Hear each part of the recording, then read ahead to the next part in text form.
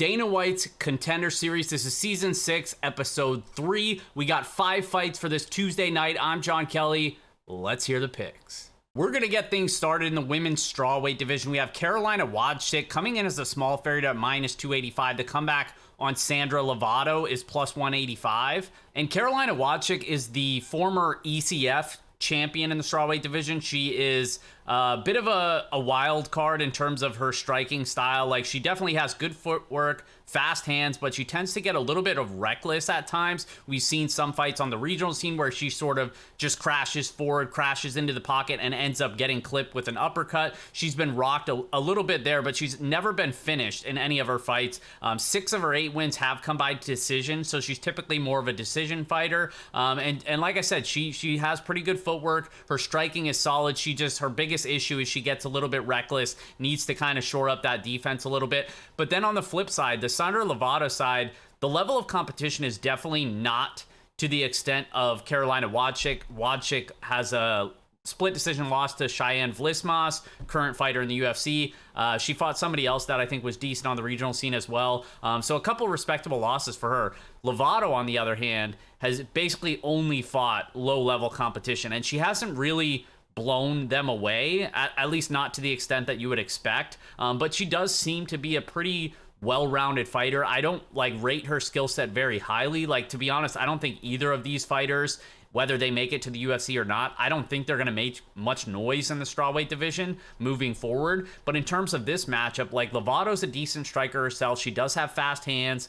She is going to have a little bit of power. I actually think she's going to be the more powerful striker in there. She's about 5 inches taller, 4-inch reach advantage. She's going to be the bigger girl, and I think she could hurt Wojcik potentially on the feet if Wojcik tends to do her typical crash the pocket with zero defense. I think she's going to eat a couple shots here. So I just think this is going to play out pretty competitively, whereas Wojcik, because of the speed and footwork, is probably a slight favorite on the feet, but her defense makes this a complete wild card. And then in terms of the grappling, I don't really think either girl's going to look to grapple here.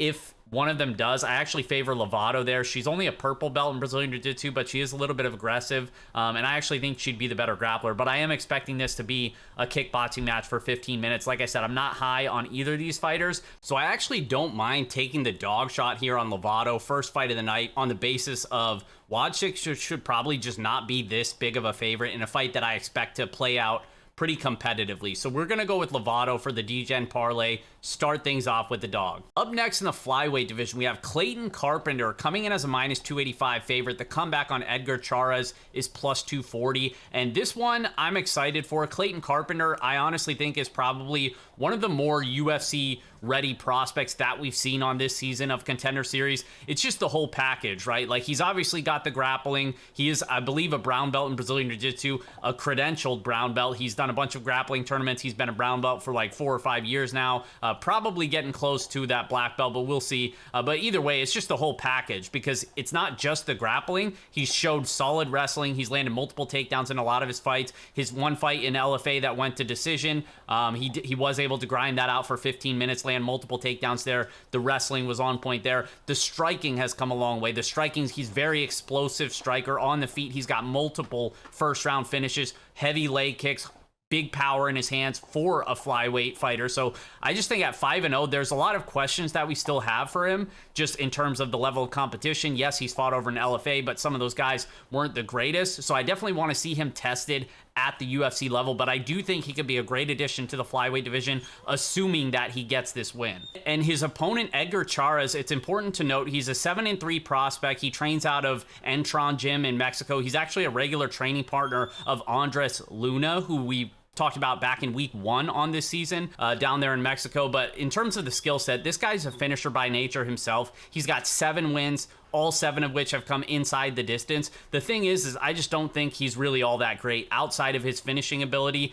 This guy was brought in basically because Steven Ursig had to pull out, so he took the fight on short notice. So this is definitely kind of a setup fight for Clayton Carpenter, and one that I think massively favors him when the fight hits the mat, and he does have good enough wrestling to get it there. This guy Charas has been submitted in 2 of his 3 professional losses, so that's kind of the way I see it going. I see Carpenter probably even still having an edge on the feet, but it being more competitive there, and then once he implements the wrestling and the ground game, that's where I think he has a really big advantage. So I like Clayton Carpenter. I don't mind him as if you want to do a separate parlay instead of the full DGen parlay, I think Carpenter belongs in that as well. So he's going to be the pick for the DGen parlay. And up next in the featherweight division, we have Eric Silva coming in as a small favorite at -145. The comeback on Anvar Bointsarov is +125. And all I'm going to say in this one is don't blink, because both of these guys historically are very aggressive. They come out fast and heavy in the first round. A lot of first round finishes on both sides, but we'll start with Eric Silva. He's an 8-1 prospect. A lot of those wins coming inside the distance. He's got 5 wins in a row,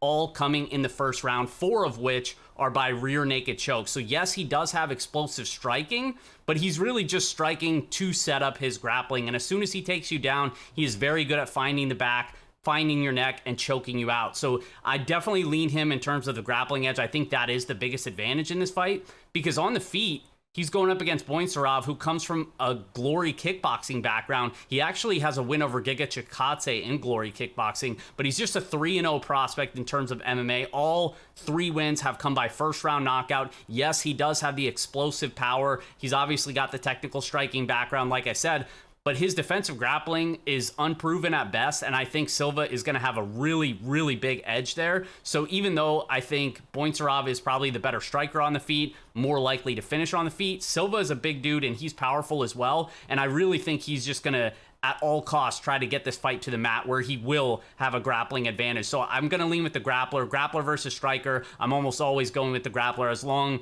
as he's pretty good at what he does. And honestly, his striking is not that bad either. So even if it does get caught in striking exchanges for, extended minutes, I don't think he's like a massive dog in those areas. So I like Eric Silva as a small favorite here. I think that's about right. He's going to be the pick for the DGen parlay as well. Which brings us to our next fight in the heavyweight division. We have Jamal Pogues coming in as a big favorite, -285. The comeback on Paul Renato Jr. is +240. And this one, I think Pogues is clearly skill for skill better than Renato everywhere in this fight, everywhere in MMA in general. You guys might recognize the name Pogues because he fought on 2019 season of Dana White Contender Series. He actually won a decision but was not awarded a contract there. But I thought he looked okay. He got rocked early in that fight, went through some adversity, went to his wrestling. He landed an impressive 7 takedowns in that fight. And yes, the guy that he fought couldn't defend a takedown from me, but either way, we've seen that over the course of his career. Pogues will look for takedowns. He's landed multiple takedowns across the regional scene, over in LFA as well. He's bounced around quite a bit, but I like this kid. I mean, he seems to have a solid skill set. Yes, he does have a couple losses. Most of it is really just him sort of getting in compromising positions in terms of grappling exchanges. Like, he will go for submissions. He's not a bad submission grappler. His problem is sometimes he's not the best at defending other people's submission attempts, and we've seen him pay the price for that. He's also been rocked on the feet as well, so it's not like this guy's bulletproof, but he's shown at least that he can work through a little bit of adversity. I think the cardio edge is going to be pretty big here. I think skill set wise, he's a better striker, a better grappler, and I know he's going to have the wrestling advantage if he chooses to go there, and I think he does because he has in most of his fights.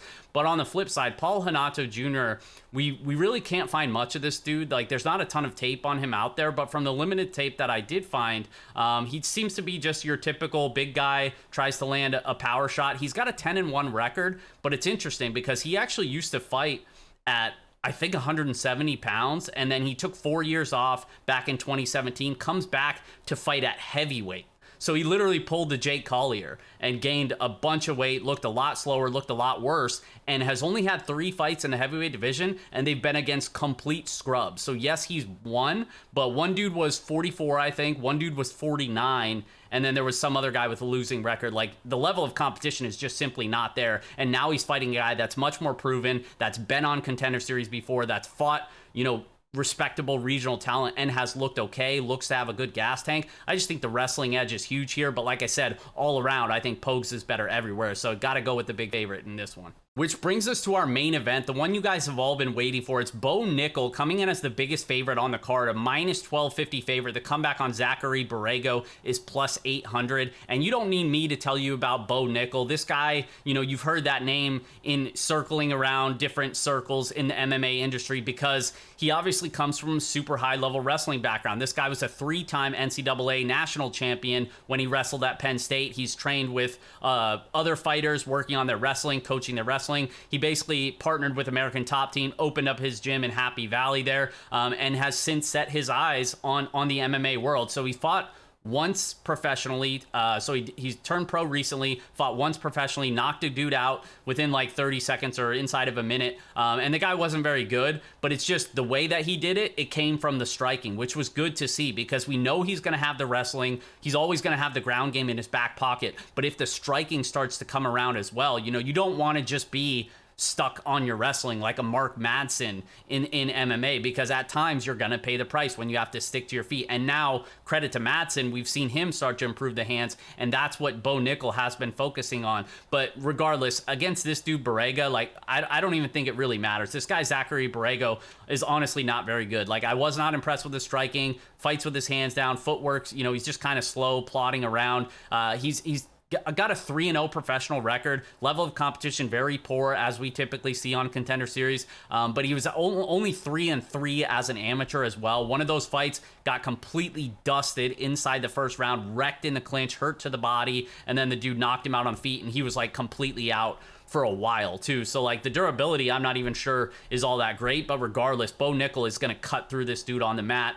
Even if he wants to strike, I actually think he's the more explosive striker on the feet as well, but it's just the combination of all that. I really think he's getting his hand raised here, and it's no secret. I think we all think he gets a contract this week as well. So to recap, we got 4 favorites and 1 underdog, the dog being Sandra Lovato in the first fight. I just think it's going to play out pretty competitively. I don't mind taking the dog shot there on low-level women's MMA. In the second fight, I like my guy Clayton Carpenter. Like I said, this is a guy that I'm really excited about, one of the better prospects that I think we've seen on this season, so I don't mind laying the chalk there. In the third fight, Eric Silva, wrestler versus striker, grappler versus striker. I'm always going to side with the grappler in most cases, and I just think he's pretty good. Like, I don't think he's going to be that much of a dog on the feet, despite going against the Glory kickboxer in Bointsarov. So Silva, I think, could get the fight to the mat and potentially expose Boinsarov's ground game there. And then in the fourth fight, we're going with the big favorite, Jamal Pogues. I just think he's basically better everywhere than this guy, Paul Renato, who probably doesn't even really deserve to be here. So we're going to go with Pogues in that fight. And then in the main event, it's no secret, we're going with my guy, Bo Nickel, to close this out for the D-Gen Parlay. So that's it, guys. Thanks for watching. We'll see you next week.